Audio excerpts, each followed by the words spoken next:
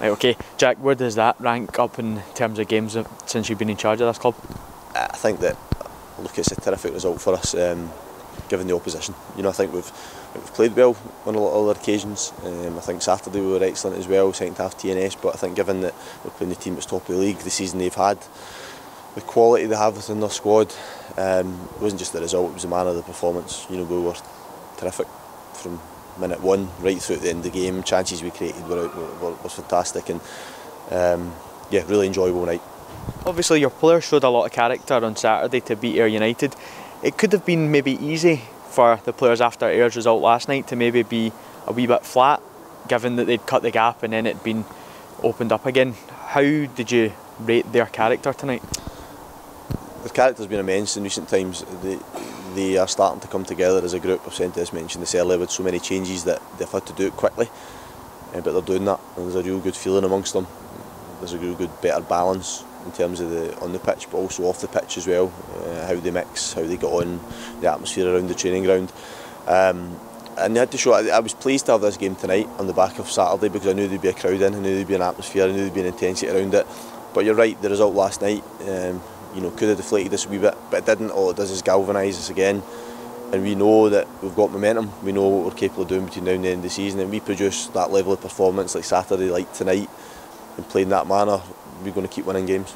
You've said that they are momentum, and I believe this is the first time since 2008 that St Mirren have won 4 competitive games in a row. How pleasing is it that you're starting to build that wee bit of momentum? Would I have played in those 4 as well? Thanks, James. Yeah, I would have. Yeah. No, it's I remember it because it was at the old Love Street, so I remember it. So no, look, it's we need it. We absolutely need to do it. I've not shied away from that. It's a word I've used often enough, because we've flirted with it on loads of occasions where we've went close and it's never happened for us. But now we've got it, and we've got it in a really good way as well. It's not just the results; it's the manner of the performances.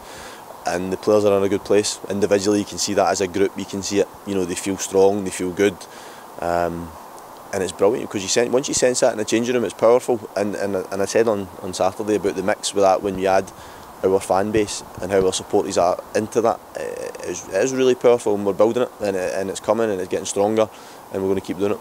Can you feel that kind of shift in the dressing room at the moment, and can you feel not the desire, but the players feel like they can do this, and you know, they think, right, we've got a real chance here? Yeah, I felt it for a few weeks now with this group. You know, we changed the group. We had a meeting once the window shut, and to outline what we believed we would achieve between now and the end of the season in terms of the individual matches. And I left them to it and put them into groups, mixed the groups in terms of personalities and characters and types and so on, and we left them to it. And they were great, how they spoke amongst themselves, and then how they relayed that back to me, and what we agreed. The targets were great, and there's a couple of other things that have happened since that will remain in-house, but that have shown me where they're at and what they believe they want to do this season and what their focus is. And I've sensed it, and now you're seeing it in the park, and it's powerful, and it's going to continue, because that group have shown the quality they have as well. It's not just desired character, it's real good quality. There's some really good players here, and they're starting to show it. How buzzing is Stelios to have scored 2 goals tonight? Yeah, he's a really good character. You know, I mentioned about trying to bring an increased energy and atmosphere around the training ground within the changing room. He's helped enormously with that. You know, he's coming from abroad, but his English is very good, and he's a really good character, popular character. Trains very competitively, annoys some boys in training the way he does it, but the part of the attraction to bringing him was because he is 2-footed and he can play either side, and he can also play one up, and that ability to play with either foot was shown tonight, and his 2 finishes were terrific. Listen, I'm absolutely delighted for him, because he's a really good character, and he enjoyed himself immensely tonight. Obviously it's hard to single out players tonight, because to a man they were all excellent, but Billy O'Brien has been between the sticks since he signed, and that's something that throughout the season was lacking, maybe a #1 goalkeeper, but he's made that spot his own, and he made a big double save just after the hour mark. How important was that?